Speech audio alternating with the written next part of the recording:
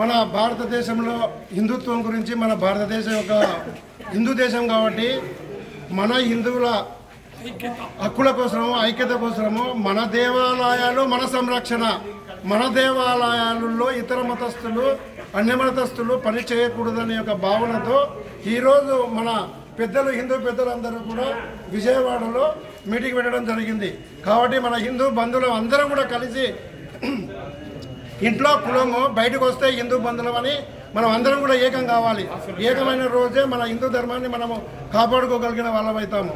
కాబట్టి మనం ఖచ్చితంగా అందరూ ఏకస్థలమై ఈ యొక్క హైందవ శంకరరావు యొక్క మీటింగ్ను జయప్రదం చేయాలి.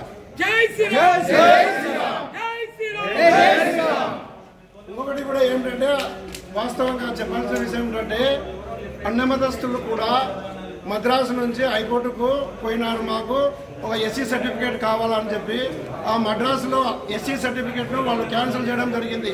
ఒక దళిత మహిళ పోయింది మద్రాసు హైకోర్టులో, క్యాన్సిల్ చేస్తే ఆమె సుప్రీంకోర్టుకు పోయింది. సుప్రీంకోర్టులో పోతే సుప్రీంకోర్టులో విచారణ జరిగింది. గత నెల నవంబరు 22వ తారీఖున జడ్జిమెంట్ రావడం జరిగింది. ఆమెను విచారించినారు. ఏమమ్మా నీ విషయం ఏం చెప్పని. ఆమె ఏం చెప్పిందంటే నా తండ్రి హిందువు, నా తల్లి క్రిస్టియన్ అని చెప్పింది. మరి నువ్వు ఇప్పుడు ఎక్కడ ఉన్నావమ్మా అని అడిగినారు. అడిగితే నేను నా తల్లమ్మడి క్రిస్టియన్ మతంలో ఉన్నాను అన్నారు. నీకు హిందూ మతం మీద నమ్మకం లేకపోయే నువ్వు క్రిస్టియన్ మతంలో పోయినావు కాబట్టి హిందూ మతం నుంచి వచ్చే యొక్క సర్టిఫికెట్లు కానీ దాని యొక్క ఉద్యోగ రిజర్వేషన్లు కానీ మీకు వర్తించవు అని చెప్పి డైరెక్ట్గా జడ్జిమెంట్ కూడా ఇవ్వడం జరిగింది. కాబట్టి మనము దీన్ని మనం కోరుకునేది ఏమంటే మన హిందూ మతాన్ని నమ్ముకున్న మన హిందూ దళిత నాయకులు కూడా ముందుకొచ్చి గత శ్రీకాకుళంలో మన హిందూ దళిత నాయకులు ముందుకొచ్చి దాన్ని కూడా వాళ్ళు క్వశ్చన్ చేయడం జరిగింది.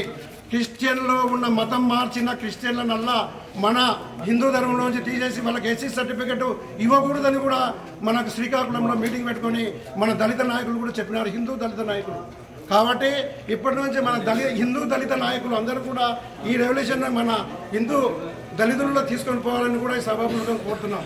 ఇప్పుడు మనము మన హిందూ మతంలో మన దేవాలయాల్లో ఉద్యోగాలు కావాలి. ఏమి మన ప్రభుత్వము ఇస్తున్న సంక్షేమ పథకాలు కావాలి, మన ప్రభుత్వంలో వచ్చే ఉద్యోగ రిజర్వేషన్లు కావాలి. అవన్నీ మేము తింటాము, మాకు ప్రభు కావాలంటున్నారు. కాబట్టి మన హిందూ దళితులు అందరూ కూడా దీన్ని బాగా గుర్తించుకొని దీన్ని బాగా ప్రజల్లోకి చొచ్చుకొని పెట్టడం చేయాలి. శ్రీకాకుళంలో ఇదే చెప్పడం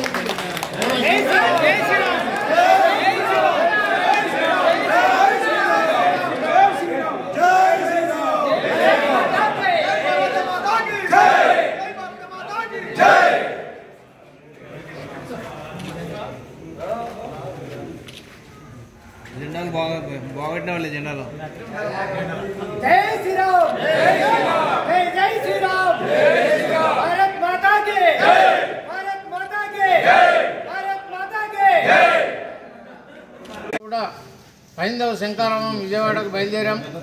మరి దేశవ్యాప్తంగా ఈరోజు ఈ దేశం భారతదేశం హిందూ దేశంలో ఏదైతే ఉందో ఈ దేశంలోనే హిందువుకు సరైనటువంటి గౌరవం దక్కడం లేదు.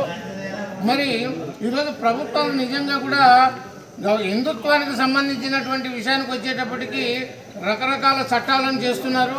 మరి అలాంటి చట్టాలను ఎదుర్కోవాలంటే హిందూ బంధువులమంతా ఏకమయ్యి ఒక తాటి మీద నిలబడి హిందూ ధర్మాన్ని కాపాడాలి. ఈ సనాతన ధర్మం ఉన్నంత వరకు ఈ ప్రపంచం కూడా ఉంటుంది.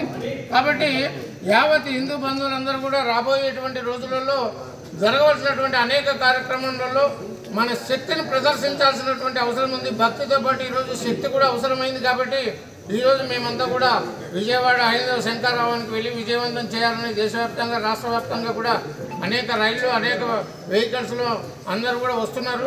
కాబట్టి హిందుత్వాన్ని బలపరచాలని చెప్పేసి అందరం కూడా కోరుకుంటున్నాం. మాత్రమే దీన్ని మనం హిందూ సమాజం అర్థం చేసుకోవాలి. ఇటువంటి కార్యక్రమాలు మన భవిష్యత్తులో ఎన్నో రాబోతున్నాయి. అన్ని దానిలకు మనం మన జీవితంలో మన కుటుంబానికి ఏ విధంగా టైం కేటాయిస్తామో అలాగే హిందుత్వం కోసం కూడా మనం కేటాయించుకొని మనం తిరిగి మద్దతు ఇచ్చి ఈ కార్యక్రమాలు పాల్గొని ఈ కార్యక్రమాలు చేయగలిగితేనే రాబోయే కాలంలో హిందుత్వం బతుకుతుంది. కాబట్టి దయచేసి అందరూ హిందుత్వ కాలంలో పాల్గొనండి, కార్యక్రమం అర్థం చేసుకోండి, పాల్గొనండి, విజయవంతం చేయండి, హిందుత్వాన్ని బలపరచండి. జై శ్రీరామ్. జై శ్రీరామ్. జై శ్రీరామ్. జై శ్రీరామ్. జై శ్రీరామ్. జై శ్రీరామ్. ప్రపంచంలో ఉన్న ఏకైక ఒక ధర్మం ఏదైతే నిలబడిందో హిందూ ధర్మం. కానీ ఈ హిందూ ధర్మం భారతదేశంలోనే ఎన్నో సవాళ్ళు ఎదుర్కొంటుంది. ఈ సవాళ్ళకి మనకు సమస్య పరిష్కారం ఏ విధంగా అంటే కేవలం మన చైతన్యమే, హిందూ చైతన్యమే అన్ని సమస్యలకు పరిష్కారం అనే విధంగా